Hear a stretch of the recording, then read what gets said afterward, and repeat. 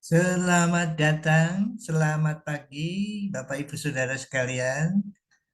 Bersama saya Sarapan Sabda pagi hari ini diambil dari 1 Yohanes 4, masih 1 Yohanes 4, ayat yang ke-7 sampai dengan ayat yang ke-12. Saudara-saudaraku yang kekasih, marilah kita saling mengasihi sebab kasih itu berasal dari Allah.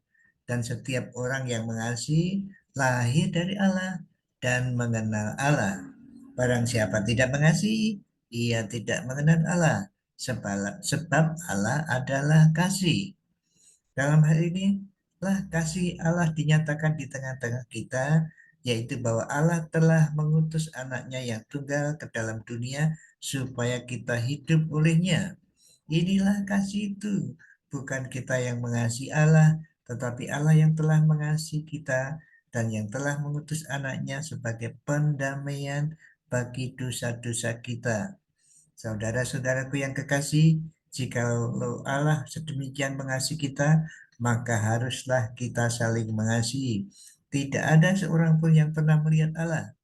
Jika kita saling mengasihi, Allah tetap di dalam kita dan kasih-Nya sempurna di dalam kita.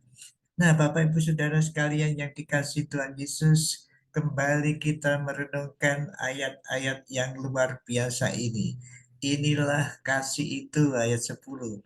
Bukan kita yang telah mengasihi Allah, tetapi Allah yang telah mengasihi kita dan yang telah mengutus anaknya sebagai pendamaian bagi dosa-dosa kita. Tetap tadi Allah mengutus anaknya supaya kita hidup olehnya. Kemudian ditambah lagi katanya bukan Allah yang mengasihi, bukan kita yang mengasihi Allah dulu, tetapi Allah mengasihi, mengutus anaknya lagi, diulang, tetapi sekarang bukan supaya berhidup, tetapi sebagai pendamaian bagi dosa-dosa kita. Nah, kata pendamaian di sini, ini ayat yang ke berapa ini? Ayat yang ke-10 ya. Saya bukakan ayat yang ke-10. Ayat yang ke-10 dari bahasa Yunani, ada aslinya ini, lihat ini. Hilasmos.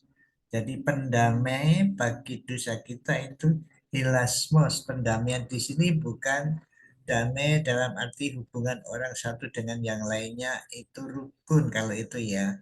Memang Tuhan Yesus itu juga merukunkan, kematian Tuhan Yesus itu merukunkan kita dengan Allah bisa bersekutu. Itu salah satu yang disebut pendamaian. Tetapi di sini adalah kata pendamaian yang lain, yaitu hilasmos, yang artinya sebetulnya ini kalau bahasa Inggris expiation atau propitiation, sins offering, atau ini apa, korban penebus dosa ya, korban dosa ini ya, korban persembahan dosa ini. Propitiation mungkin boleh dikatakan pemuasan begitu ya. Jadi pada waktu dulu imam itu menyembelih apa kurban, kemudian imam besar masuk ke dalam ruang Maha Kudus, memercikkan darah itu di atas kerup ya, kerup pendamaian. Itu tandanya bahwa Allah setelah melihat darah yang ditumpahkan dalam kerup itu merasa puas. Jadi dalam hal ini Allah sudah dipuaskan dengan kematian Tuhan Yesus di kayu salib itu, menutup dosa-dosa kita. Seolah-olah gambarannya itu Allah itu melihat apa saja di dunia ini semua dapat dilihat Allah. Tetapi kalau sudah ditutup dengan darah Yesus itu tidak lihat. Nah, ini gambaran ya. Jadi gambaran, jadi Allah sudah dipuaskan dengan kematian Tuhan Yesus di kayu salib itu. Jadi penebusan keselamatan itu sudah selesai oleh kematian Yesus di kayu salib. Allah sudah puas, tidak usah ditambah apa-apa lagi. Nah, seperti itu. Jadi hanya kematian Tuhan Yesus di kayu salib saja yang memuaskan hati Allah. Namun demikian, Bapak Ibu Saudara sekalian, kita yang sudah ditutup dosanya oleh kematian Yesus Kristus itu mengucap syukur dengan me, mencerminkan atau merefleksikan pengalaman yang sudah diberikan Allah kepada kita itu. Jadi Allah sudah puas, oh terima kasih Tuhan, Engkau sudah puas oleh kematian Yesus Kristus di kayu salib sehingga Tuhan tidak melihat dosa saya lagi. Ini bukan berarti terus kita berdosa, ya tidak. Sebenarnya karena ada pengorbanan Tuhan Yesus, makanya di sini katanya di sini, saudara-saudara yang kasih, jika Allah sedemikian mengasihi kita, maka kita juga saling mengasihi. Hubungannya ke situ lagi. Jadi kasih Allah itu mengutus anaknya Yesus supaya kita dapat hidup. Kemudian supaya Allah dipuaskan dengan kematian Yesus di kayu salib. Itu kasih yang luar biasa. Nah, karena Bapak Ibu Saudara dan saya mengalami kasih itu kalau begitu diungkapkan dalam bentuk saling mengasihi. Jadi Bapak Ibu Saudara dan saya diharapkan saling mengasihi, bukti bahwa Bapak Ibu Saudara dan saya telah mengalami kasih Allah yang luar biasa itu. Hari-hari ini memang kita bicara mengenai kasih, ayat-ayat yang kita baca. Jadi mari kita terus memupuk saling mengasihi kita di antara kita. Mari kita terus saling mengasihi. Kalau ada sakit hati, mari kita mengampuni satu dengan yang lainnya. Kalau ada salah paham, mari kita selesaikan. Kasih itu memberi, ya, itu saudara pasti pernah dengar ini ya.